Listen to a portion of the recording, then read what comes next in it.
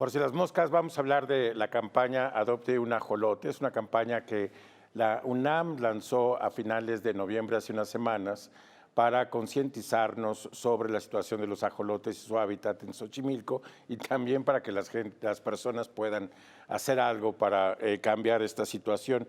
Para hablar de este asunto me acompaña Diana Laura Vázquez, ella es bióloga y responsable de la campaña. Hola, buenas tardes. Y Luis Zambrano, que es el titular del Laboratorio de Restauración Ecológica de la UNAM. Luis, ¿cómo estás? Hola, pues muchas gracias por la invitación. Bueno, Diana, pues ¿cuál es la situación de los ajolotes y su hábitat? Es decir, ¿en qué estamos?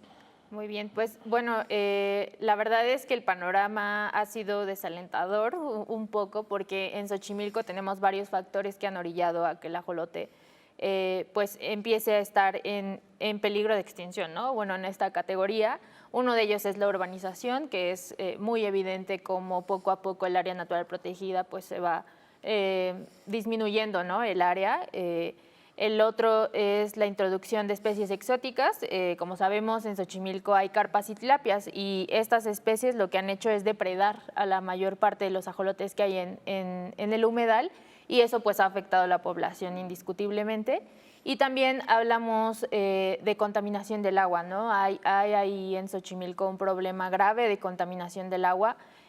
No solamente en cuestión de residuos, pues justamente por este turismo masivo que se da en la zona, sino también agroquímicos en algunas partes, que justamente lo que hacen, como el ajolote es un anfibio muy sensible a estos cambios ambientales, pues también disminuir la población, ¿no? En este sentido.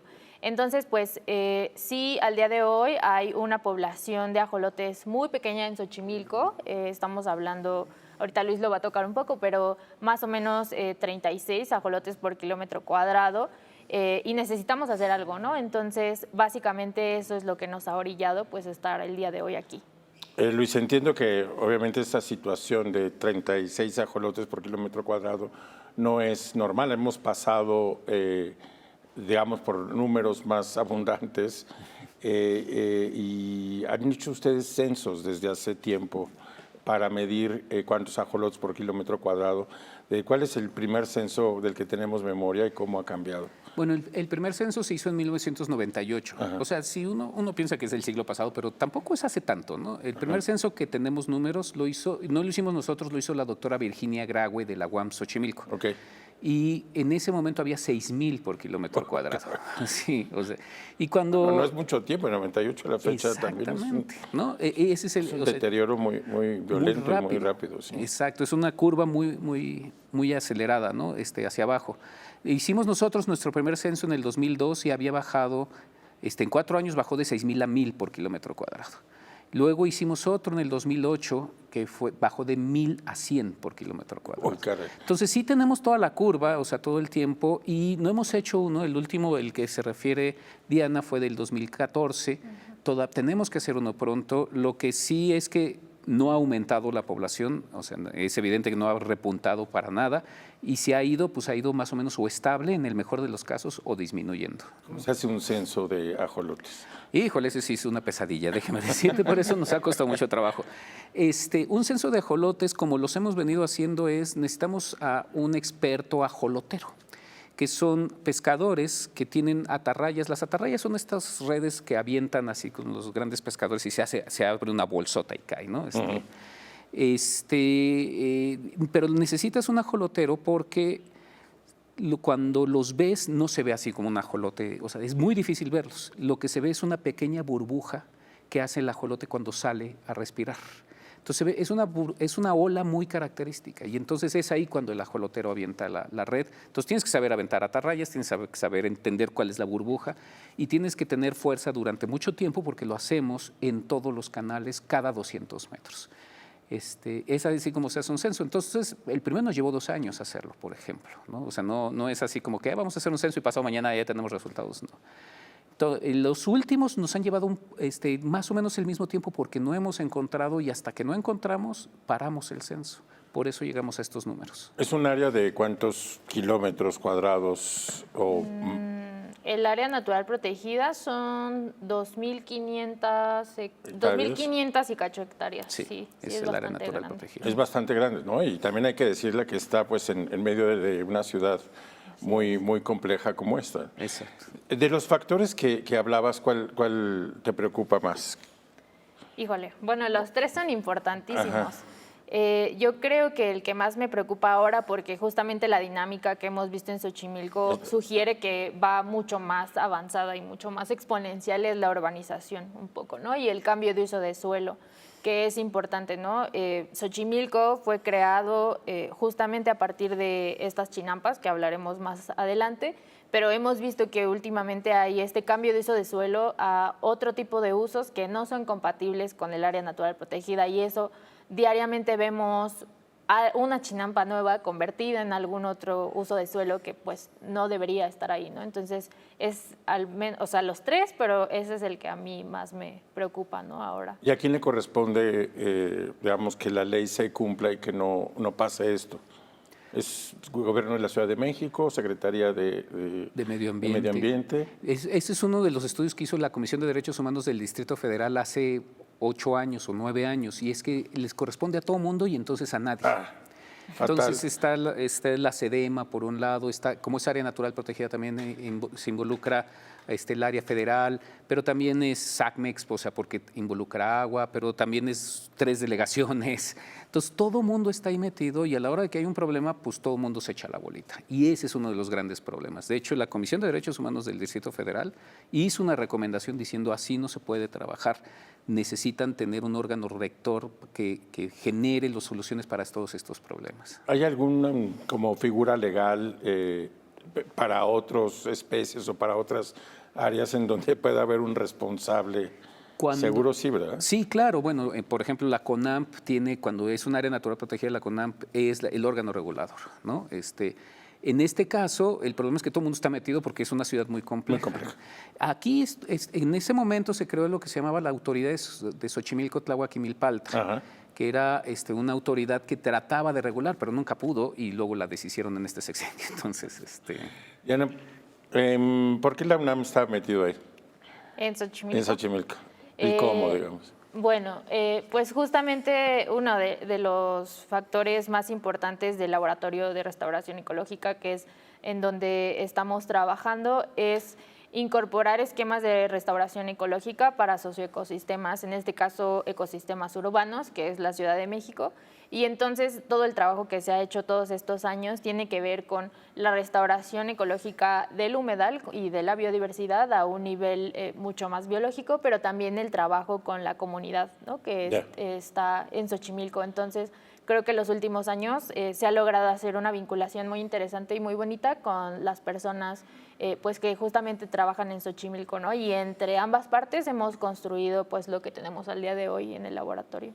Vámonos a una pausa, pero regresando hablemos de la importancia tanto biológica como cultural del ajolote. ¿Sí? Sí. No se vayan, regresamos aquí por Si las Moscas.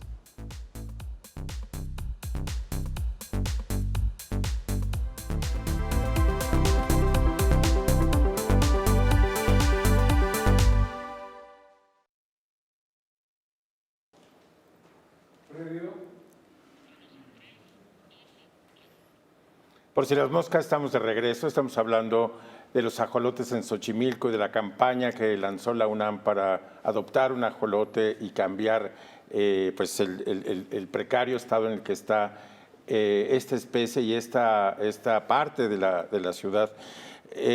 Luis, cuando se habla de Xochimilco, la gente dice que es la Venecia mexicana, pero creo que eso ni siquiera comienza a describir porque no es como Venecia, no estamos cerca del mar, son unos canales extraordinarios, estamos en 2.200 metros sobre el nivel del mar, en una zona, en una cuenca, o sea, creo que es única en el mundo, ¿no? O sea, sí. Biológicamente y digo, ecológicamente esa parte. Ecológicamente, socialmente y culturalmente es única en el mundo. Ecológicamente es única en el mundo porque estamos justo en en el choque de dos grandes biogeografías, que es la zona neártica y la zona neotropical. Todo el centro del país es cuando se juntan el continente de la zona sur con el continente de la zona norte. Y eso hace que haya mucha diversidad, porque muchas especies del sur llegan hasta ahí, es su frontera, y muchas del norte llegan hasta ahí. Pero no solo eso, o sea, un humedal siempre atrae grandes especies o muchas especies. Hay muchísimas aves migratorias, o sea, yo siempre hablo de los pelícanos porque son como la especie que a mí más me gusta en Xochimilco, que viene en los inviernos. Pero no solo hay pelícanos, hay garzas de todo tipo, hay aves de las chiquitas, para no hablar de especies, pero también hay especies acuáticas. Entonces, ecológicamente es un bastión de biodiversidad que está en medio de la ciudad, ¿no? Sí. Ecológicamente es fundamental para la sobrevivencia de la ciudad, porque como es en la zona más abajo, el agua siempre llega ahí, o sea, el agua siempre va para abajo, ¿no? Y ese es de las zonas más bajas. Entonces, ayuda a evitar inundaciones, pero también hay pequeños manantiales. Entonces, hay una interacción entre el acuífero, del cual tomamos agua, con la superficie. Y eso nos ayuda bastante a los mexicanos, a los que vivimos en la Ciudad de México, a sobrevivir. Entonces, Xochimilco también es pieza fundamental en términos de nuestra sobrevivencia, sobre todo ahora que estamos enfrentando el cambio climático.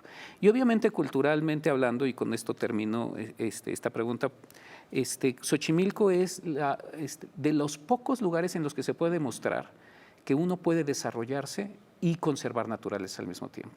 Lo que hicieron los xochimilcas a la hora de hacer las chinampas fue aumentar el hábitat de las especies nativas. Y las chinampas son justo la razón por la cual los aztecas se volvieron tan poderosos. O sea, la cantidad de alimento que podían producir esas chinampas hacían que los aztecas pudieran sentarse a pensar en otras cosas, además de sobrevivir por alimento, ¿no? Entonces, tienes mucho alimento, gran capacidad de producción alimenticia, pero en lugar de destruir el ecosistema, lo mejoras con estos canales en donde aumenta el hábitat y entonces tienes más biodiversidad y más especies nativas. Y lo mismo los ajolotes, Laura, también son biológicamente muy extraños, es decir, es una especie que solamente está en esta parte del mundo y también culturalmente pues está en la mitología mexica, están en la literatura, en fin. Tenemos ahí un amplio panorama, tanto biológico como cultural también, que hay que considerar. Sí, justamente, culturalmente, pues el ajolote está ligado a toda esta cultura prehispánica, ¿no? Desde cómo se asocia con justamente estas deidades en la mitología. Y también biológicamente es importante porque en algún momento, hasta la introducción de las carpas y las tilapias, el ajolote era el depredador tope o punta en Xochimilco. Entonces, justamente lo que hacen estos depredadores es modular la biodiversidad dentro del canal. Entonces, también asegurar la conservación de una especie como el ajolote, que de alguna forma es más carismática, la gente la conoce, llama la atención, nos puede ayudar también a conservar otras especies que a lo mejor no son tan conocidas, pero también son importantes en el humedal, como por ejemplo los charales, los acosiles y otras especies que pues también están justamente en el humedal. En una entrevista, Luis, te escuchaba decir que también en teoría de la evolución el ajolote representa un caso específico. ¿Qué es? Sí, el ajolote, bueno, es uno de los animales preferidos de los biólogos, de toda la vida, ¿eh? O sea, es la especie que más... ¿En todo el mundo? En todo el mundo. Ah, muy bien. Es la especie, es lo que le llamamos sistema, que está en todos los laboratorios a nivel mundial. Y la razón es por muchas características biológicas, o sea, puede regenerar tejidos, o sea, pierde un brazo y lo regenera, pierde un pedazo de cerebro y lo regenera. Esa es una de las características. Otra es que tiene las dendritas del sistema nervioso larguísimas. Y entonces, por ejemplo, la información que pasa de un lado al otro, una neurona, se puede estudiar muy bien con los ajolotes porque las tienen muy largas. Lo otro es que tiene el DNA gigante, o sea, tiene 10 veces más largo el DNA que nosotros, los seres humanos, ¿no? Y finalmente, la razón por la parte de la evolución es que es un animal que decidió entre comillas, por ponerlo de alguna manera teleológica, decidió no volverse adulto. Todos los animales nos convertimos de juveniles a adultos. Ajá. Y el ajolote no lo hizo. particularmente los anfibios, como el ajolote, cambian radicalmente de forma. O sea, un renacuajo pasa a sapo y es muy distinto. Es muy distinto entre uno y otro. Exacto, y este decidió no transformarse. Y eso es algo muy, muy interesante en términos evolutivos, porque lo que nos enseña de manera directa es que la evolución no siempre es progreso hacia adelante, también la evolución puede ser hacia atrás y con eso tienes mejor capacidad de sobrevivencia. Esto es, la evolución va para todos lados. Entonces, si sobrevives mejor siendo más flaco, siendo más chaparro, siendo más débil, va a ser eso. Y si sobrevives mejor no haciendo algo que todos los demás hacen, como transformarte, entonces es mejor para ti y vas a evolucionar de esa manera.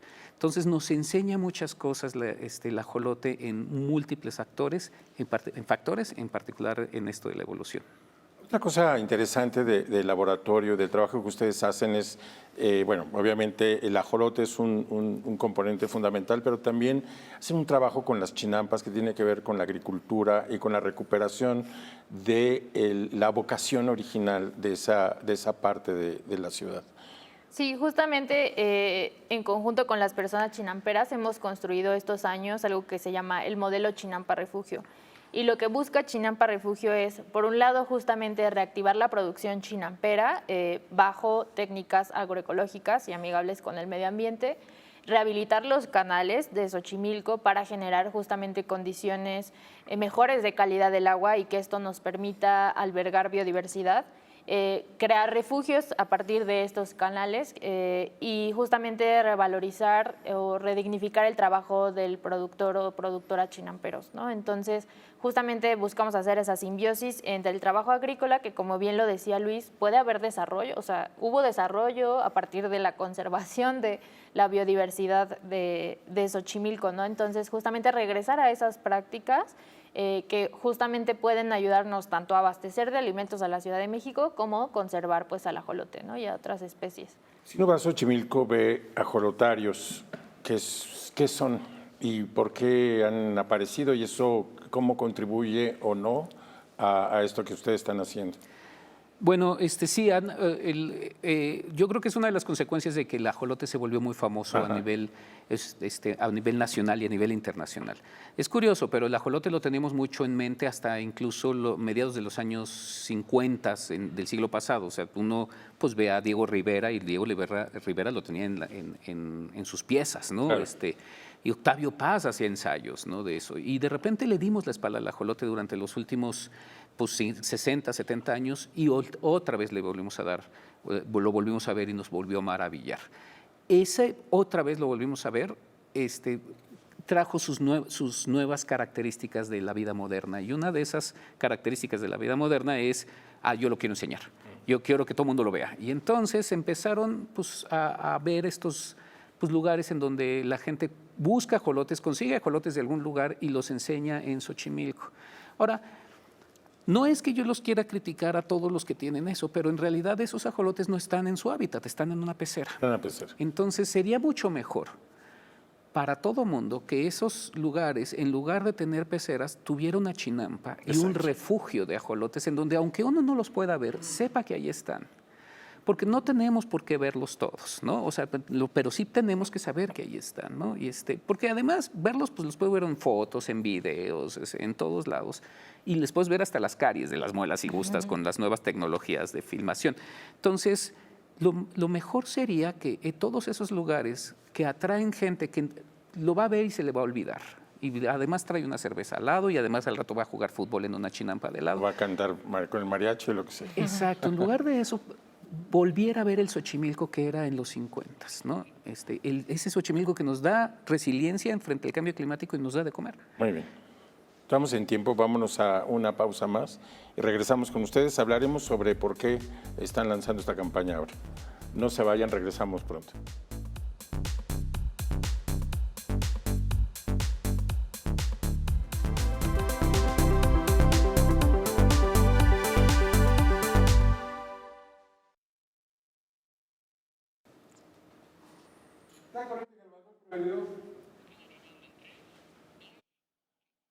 Por si las moscas, estamos hablando de la campaña Adopte un ajolote. Es una campaña que lanzó la UNAM hace apenas unas semanas.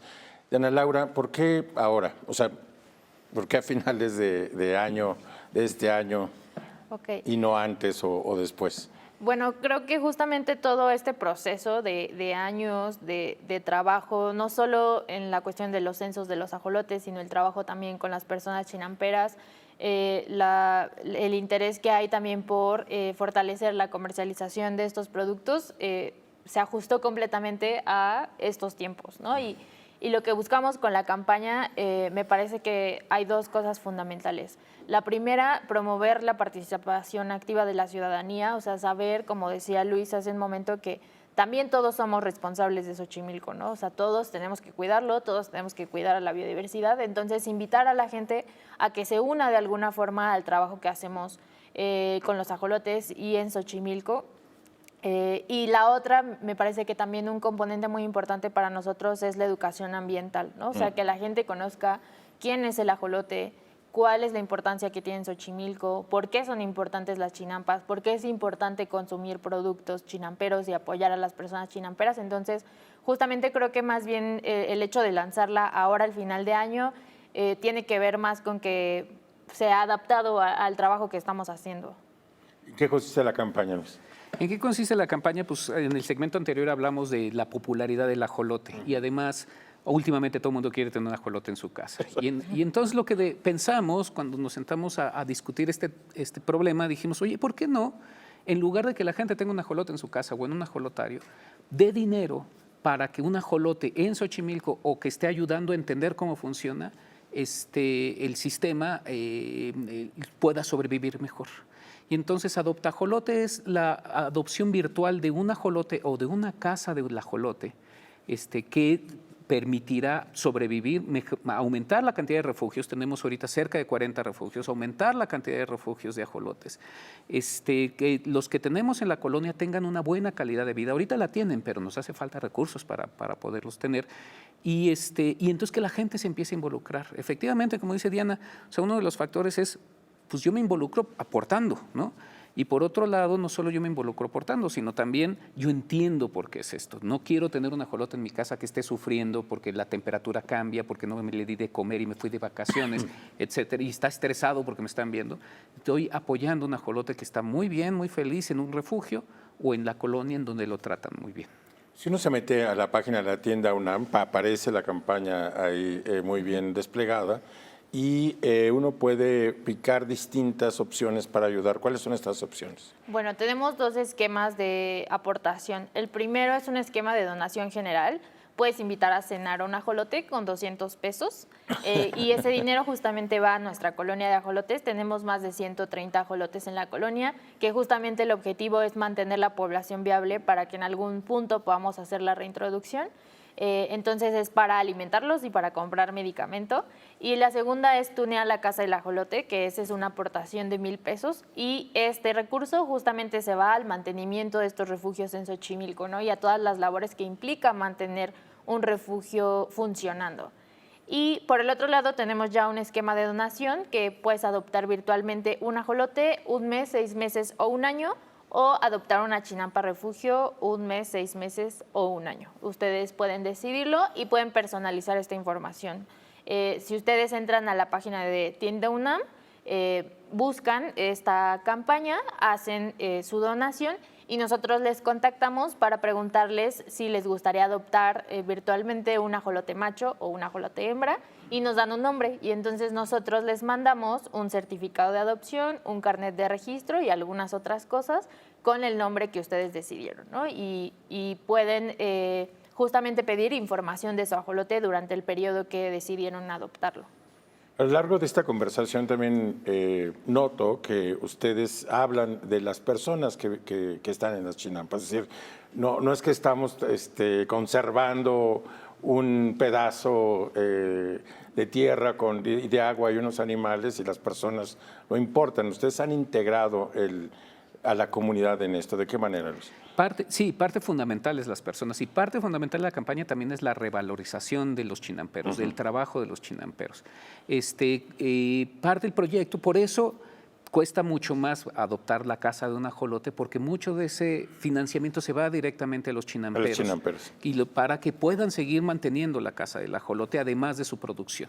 No alcanza con la producción, o sea, por mucho costo-beneficio que hagan, pues la cantidad de verduras que pueden vender es menor a lo que requieren para poder mantener el refugio. Entonces, parte de ese dinero va a ellos.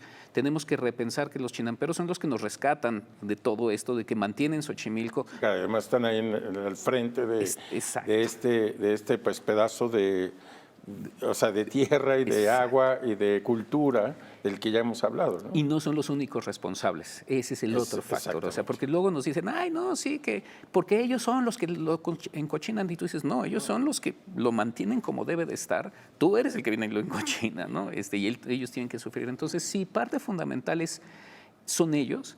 Y cuando adoptas una casa de ajolote, por ejemplo, te podemos llevar a su chinampa para que conozcas al chinampero y conozcas el refugio y conozcas cuál es el producto que está generando.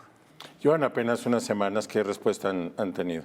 La verdad es que la respuesta ha sido muy favorable. Las personas están interesadas, ¿no?, en quién es el ajolote y cómo ayudar a conservarlo.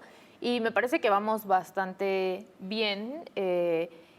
Y vamos en el inicio, ¿no? Esperamos que para los siguientes meses pues haya muchísima más gente adoptando su ajolote. ¿Hay un límite de dinero? Muchas de estas campañas dicen hasta que lleguemos aquí, o cuánto tiempo va a seguir esta campaña. ¿Es una campaña permanente? Es una campaña que vamos a dejar de publicitarla por ahí de finales de enero, principios de febrero, pero va a seguir. O sea, el que quiera adoptar en mayo puede adoptar en mayo sin el menor empacho, y la vamos a volver a echar a andar a finales del próximo año. También queremos que pues, si alguien quiere regalar algo en la oficina o en la casa, pues dice, oye, yo adopté un ajolote en tu nombre y le puse tu nombre. Incluso mi cuñada acaba de hacer eso, ¿no? O sea, y le puso el ajolote en su nombre. Mi suegro le acaba de regalar a mi cuñada eso, y así es, ¿no? Entonces, también por eso lo lanzamos en este tiempo. No tenemos un tope en términos de financiamiento. Porque debe ser, o sea, se deben necesitar se necesita muchísimo dinero, exactamente. Y porque además parte fundamental es esta plática, es que la gente se vaya enterando de todo esto y cómo tiene que estar involucrada de alguna u otra forma. Una última pregunta, porque ya se nos termina el tiempo. ¿La persona que aporte puede ir a ver estos humedales y estas chinampas? O, en fin, ¿cómo sensibilizarlos? Sí, los esquemas de adopción, tanto de ajolotes como de chinampas refugio, incluyen, en el caso de ajolotes, una visita a la colonia que tenemos en el laboratorio para que conozcan justamente cómo se hace el trabajo, y en el otro caso es una visita a Xochimilco, y dependiendo del donativo es el número de personas que te pueden acompañar a estos lugares. Bueno, pues yo he estado ahí, gracias a Luis, y la verdad es que sí es un paisaje impresionante, que eso existe además en medio de esta ciudad. Quiero agradecerles su presencia aquí en Por Si las Moscas. Muchas gracias. Por invitarnos. Pues sí, muchas gracias por invitarnos. Y nosotros nos vemos el próximo sábado a las 7:30 Por Si las Moscas.